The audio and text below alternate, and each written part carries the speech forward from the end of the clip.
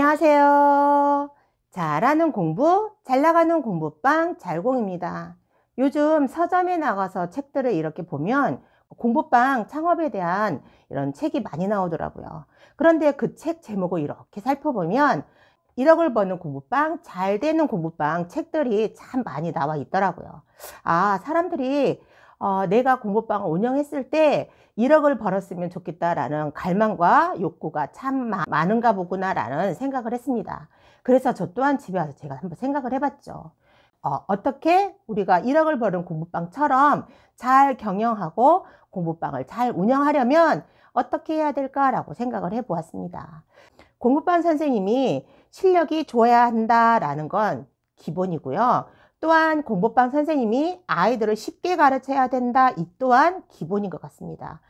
실력이 좋아야 하고 아이들을 쉽게 공부를 가르쳐야 공부방 선생님의 능력이다, 이런 거 기본적인 거 빼고요. 또 어떤 다른 부수적인 걸 해야 1억을 버는 공부방, 잘 나가는 공부방이 될 수 있을까라고 생각을 해보았거든요. 이 기본을 뺀 첫 번째 뭐가 있을까요? 일단 공부방을 오픈하기 전에 교육열이 높은 곳에 오픈을 해야 합니다. 아무리 선생님이 실력이 좋고 아이들을 쉽게 가르친다 하더라도 그 학교, 그 동네의 분위기가 교육열이 없다면 제 아무리 실력이 좋다 할지라도 그 선생님이 쉽게 아이들을 가르친다 하더라도 1억을 버는 공부방 이루어질 수 없겠죠? 교육열이 높은 곳은 어느 정도 그래도 경제적인 여유가 있고 학생 수가 보유가 된 상태에서 모두 다 학생도 학부모도 이 준비된 자세를 가지고 있는 거죠. 그래서 교육열이 높은 곳에 공부방을 오픈해야 한다라는 게 첫 번째고요. 두 번째는 뭐가 있을까요? 두 번째는 나의 가치를 높게 책정해서 수강료를 책정해야 한다는 겁니다. 내가 내 가치를 인정하고 내 가치를 높게 책정하지 않고 가장 저렴하게 공부방을 오픈을 한다면 내가 실력이 있고 아이들을 쉽게 가르친다 하더라도 선생님의 가치를 높게 책정하지 않고 수강료를 저렴하게 책정을 한다면 제 아무리 실력이 좋고 아무리 쉽게 가르친다 하더라도 그 선생님 1억을 버는 공부방 유지하는 건 불가능하겠죠? 선생님이 독점적인 컨텐츠로 코어 컨텐츠를 가지는 거죠. 아무도 가지지 않는 독점적인 나만의 컨텐츠를 가지고 이 수강료를 추가해서 받는 겁니다. 기본적인 수강료에 다른 코어 컨텐츠, 다른 프로그램을 이거를 하나 추가하고 또 다른 컨텐츠를 추가하고 해서 플러스 알파해서 수강료를 받는 거죠. 기본 수강료 책정에 플러스 알파를 하다 보면 높은 수강료가 책정이 되겠죠? 그러면 선생님이 1억을 버는 공부방을 유지하는 게 가까워질 거라고 봅니다. 교육열이 높은 곳에 공부방을 오픈을 한다면 이미 준비되어 있는 학부모님의 학생들이기 때문에 이분들은 돈이 중요하지 않거든요. 그분들은 교육열이 높은 분이기 때문에 수강료가 중요하지 않거든요. 내 아이의 실력을 한층 업그레이드 시켜주고 내 아이가 성장하고 내 아이가 자기주도 할 수 있게끔 잘 이끌어주는 그런 실력 높은 선생님을 원하고 그런 실력 높은 선생님의 가치를 높게 책정해서 그분들에게 많은 수강료일지라도 아이들을 맡기고 수업을 진행하거든요. 그래서 선생님이 일단 교육열이 높은 곳에 공부방을 오픈해야 되고 두 번째 나의 가치를 높게 책정해서 그리고 아이들에게 나만의 독점 컨텐츠, 추가 컨텐츠를 만들어서 플러스 알파로 받아야 되는 거죠. 그럼 세 번째는 뭐가 있을까요? 세 번째는 학부모와 학생을 잘 관리해 주는 겁니다. 학생에게는 수업을 쉽게 그리고 친절하게 수업을 진행을 하고 아이의 실력을 높여주고 성적을 올려주는 거죠.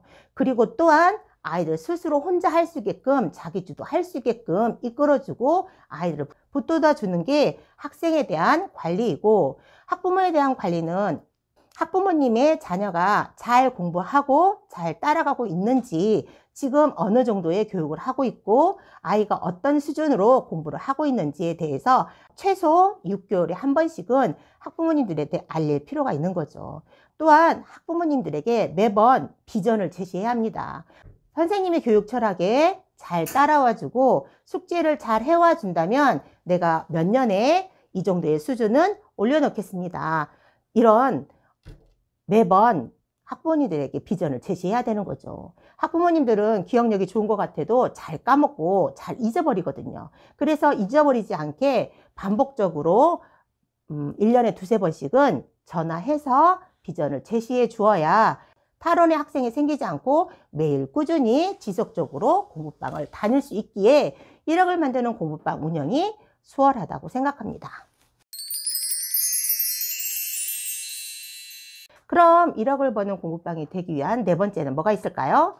네 번째는 사업가 마인드로 공부방을 운영해야 한답니다. 사업가의 마인드로만 공부방을 운영을 한다면 절대 1억을 만드는 공부방 만들어 갈 수 없겠죠. 사업가의 마인드가 충분히 장착된 상태에서 교육자의 마인드를 추가한다면 그 공부방 어느 어학원, 어느 학원에 못지않는 강력한 공부방을 유지할 수 있는 거죠.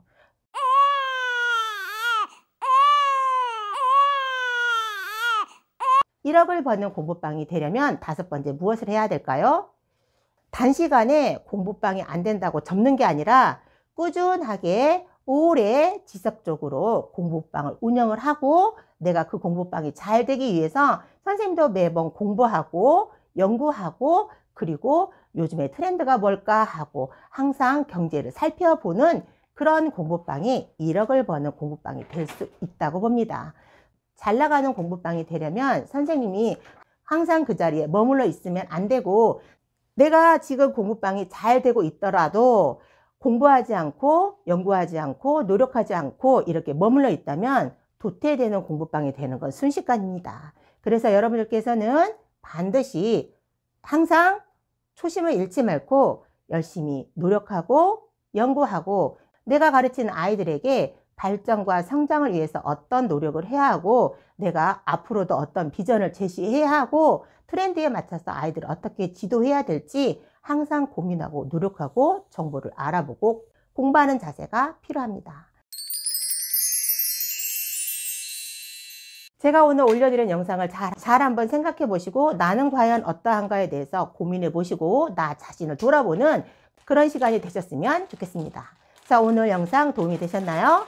내가 1억을 버는 공부방을 유지하기 위해서 나는 과연 어떻게 하고 있고 어떤 도약의 길을 걷고 있는지 나 자신을 한번 돌아보는 시간의 계기가 되셨으면 좋겠습니다. 오늘 하루도 아이들과 함께 발전하고 성장하시는 여러분들과 제가 되기를 기원하면서 화이팅 외치면서 영상 마무리해 보도록 하겠습니다. 오늘도 화이팅!